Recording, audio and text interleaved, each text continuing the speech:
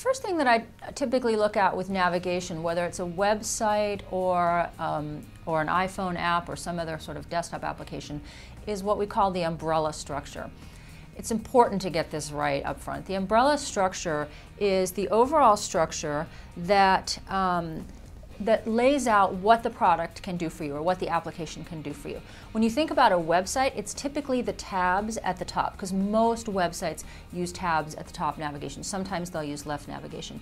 When you think about a phone app, you'll often see things like on iPhones, they'll use these tabs at the bottom. Top, bottom, doesn't matter. The idea is the umbrella structure is what at a glance tells you what can I do in this application. So using the phone application as a simple example, you have favorites, recent, contacts, keyboard, and voicemail. The 5 core elements of the phone app. And so when you first open up your iPhone and look at it, you say, oh great, voicemail, contacts, these are the elements of the phone application.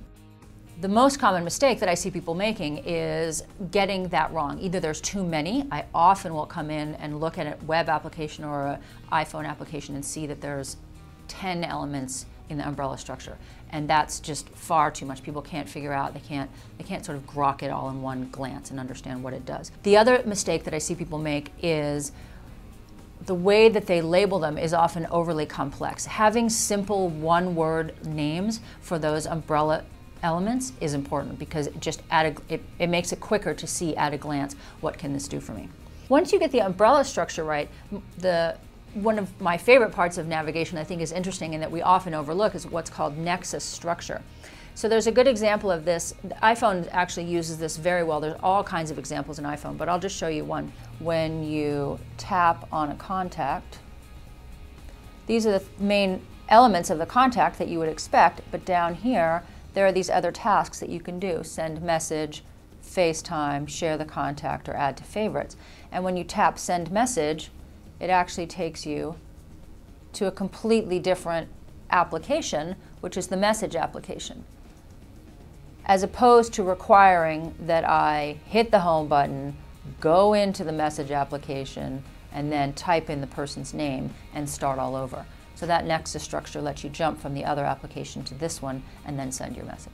That's a form of navigation and it's a form of structure, but it's one that, that sort of separates mediocre design from great design. What the iPhone people have done is allow you to flip from one application to another easily without having to say, oh, I actually wanted to message that person. Let me go back to the home screen, go into the message screen, start up a new message, and type in that person's name. So these wormholes let you move from one application to another. And you can imagine it would be easy to skip that and say, well, I'm the phone team. I'm just focused on the phone functionality. If you wanted to send a message, you'd have to go talk to that messaging team over there. It's a different designer. It's a different set of engineering team. But having Nexus structure in your application that allows the user to think in terms of their tasks, which is, in this case, I started by looking up a person and now I want to send them a message because that's my task and I want an easy way to get from point A to point B.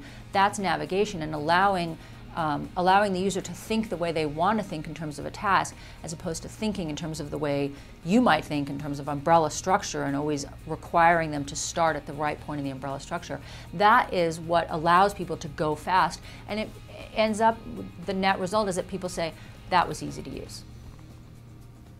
Hi, my name is Kyrie Robinson. I'm with the Silicon Valley Product Group. I'm the principal UX person there, and you can find us at www.svpg.com.